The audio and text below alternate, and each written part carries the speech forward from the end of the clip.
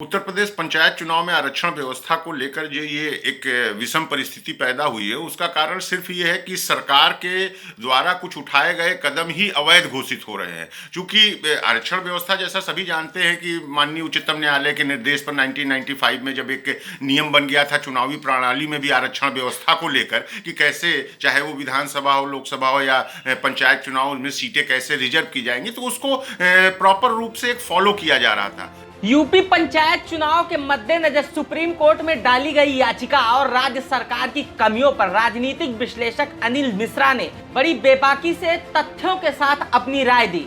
इन्होंने supreme court से होने वाले संभावित परिणाम के बारे में क्या कुछ कहा और सरकार को क्या आगाह किया, आप जरूर सुनिए। उत्तर प्रदेश पंचायत चुनाव में आरक्षण व्यवस्था को लेकर जो ये एक विषम परिस्थिति पैदा हुई है, उसका कारण सिर्फ ये है कि सरकार के द्वारा कुछ उठाए गए कदम ही अवैध घोषित हो रहे हैं। क्योंकि आरक्षण व्यवस्था, जैसा सभी जानते हैं कि माननीय उच्चतम न्यायालय के निर्देश पर 1995 में जब एक नियम बन गया था चुनावी प्रणाली में भी आरक्षण व्यवस्था को लेकर कि कैसे, चाहे वो विधानसभा हो, लोकसभा हो या पंचायत चुनाव में सीटें कैसे रिजर्व की जाएंगी, तो उसको प्रॉपर रूप से एक फॉलो किया जा रहा था। जो 2015 तक हुआ, उसके बीच में जितने चुनाव हुए उस व्यवस्था के तहत हुआ। 2015 में आके सरकार को लगा उसमें कुछ खामियां हैं, कुछ कमियां हैं, तो उस पर एक संशोधन किया गया और 2015 में एक नया नियम ला दिया गया। तो जब कोई नियम हो, उसमें अगर संशोधन करके नया नियम ला दिया जाता है तो पुराना नियम ऑटोमेटिक स्वतः ही वो समाप्त हो जाता है। लेकिन 2015 में नया नियम लागू हुआ, उसके बाद के जो चुनाव हुए वो 2015 के नियम के तहत कराए गए। लेकिन जब अब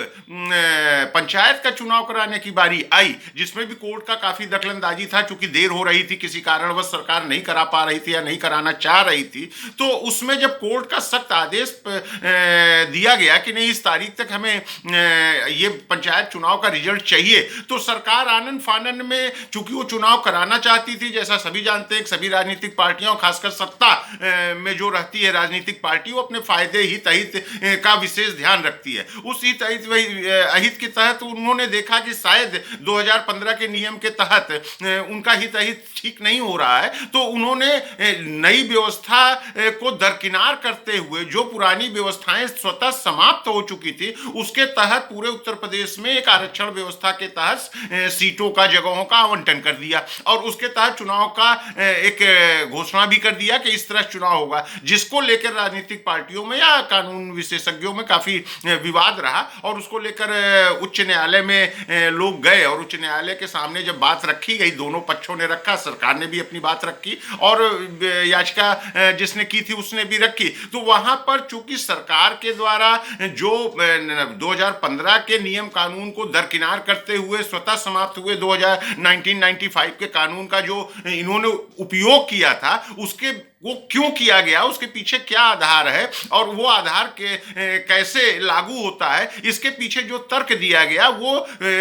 माननीय उच्च न्यायालय को कहीं से ठीक नहीं लगा और वो सहमत नहीं हुए। चूंकि जिन्होंने विरोध किया था, जिन्होंने याचिका दी थी, उसके पीछे उन्होंने एक नहीं कई लॉजिक दिए और जिसमें समझाया कि किस तरह व्यवस्थाएं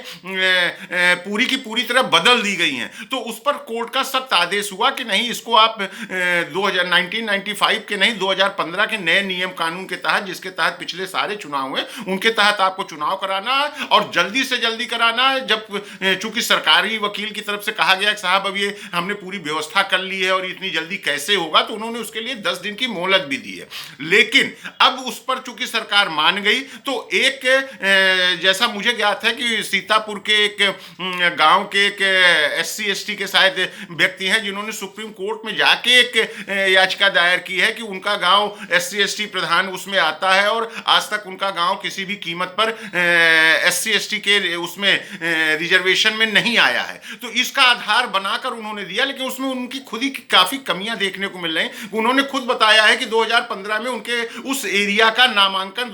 SC ST कोटे के तहत आ गया था, लेकिन चूंकि उसी साल नियम कानून बदले गए और उन नियम कानून बदलने के बाद जब नई नियम व्यवस्था के तहत किया गया, तो वो गांव, वो एरिया फिर वहां से हट गया। तो केवल केवल इस आधार पे ये कहना कि हम चूंकि हट गया और हमारा आज तक कभी आरक्षित वर्ग में नहीं आया, इसलिए इस व्यवस्था को, नई व्यवस्था लागू न करके उस पुरानी व्यवस्था को लागू किया जाए जिससे हमारा आरक्षण आ जाए, तो इस तरह तो मैं समझता हूं कि इसका कोई बहुत उचित आधार नहीं बनता। क्योंकि बहुत से ऐसे एरिया हैं जहां जब से व्यवस्था लागू हुई वो किसी न किसी आरक्षण में ही चले जा रहे हैं, वहां सामान्य वर्ग की सीट नहीं हो पाई है, या बहुत सी जगहों पे अभी महिला वर्ग की सीट नहीं हो पाई है। तो ये कहना केवल एक दो पर्टिकुलर एरिया को लेकर कि हमारे यहाँ रिजर्वेशन नहीं लागू हो पाया, इसका मतलब है कि जो एक आरक्षण की व्यवस्था है जो एक दूसरे के क्रम में बदलकर आती रहती है, तो अगर वो खुद स्वीकारते हैं कि 2015 में उनकी व्यवस्था का उनका उस एरिया का आरक्षण में आ गया था, लेकिन अगर किसी कारणवश नहीं आ पाया तो इसलिए 2015 के नए नियम कानून को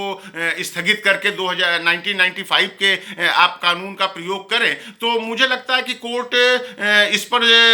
ज़्यादा गौर नहीं कर पाएगी, क्योंकि इसके पीछे उनको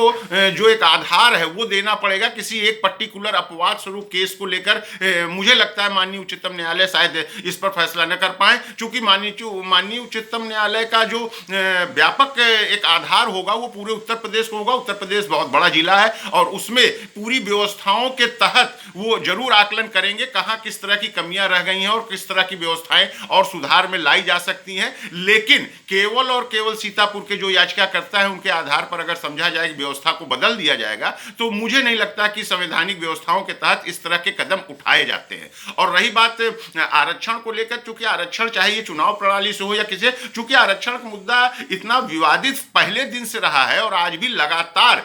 किसी न किसी जो आरक्षण से संबंधित मुद्दे उनका देखिए विवाद चला जा रहा है। जहां सरकार हो या राजनीतिक पार्टियां हो वो अपने नफा नुकसान के हिसाब से उसमें सेटिंग कर लेती है, लेकिन इसका वारा न्यारा हमेशा न्यायालय में ही होता है। और उच्च न्यायालय या उच्चतम न्यायालय में जब इस पर कोई बहस होती है तो चूंकि उनका एक दायरा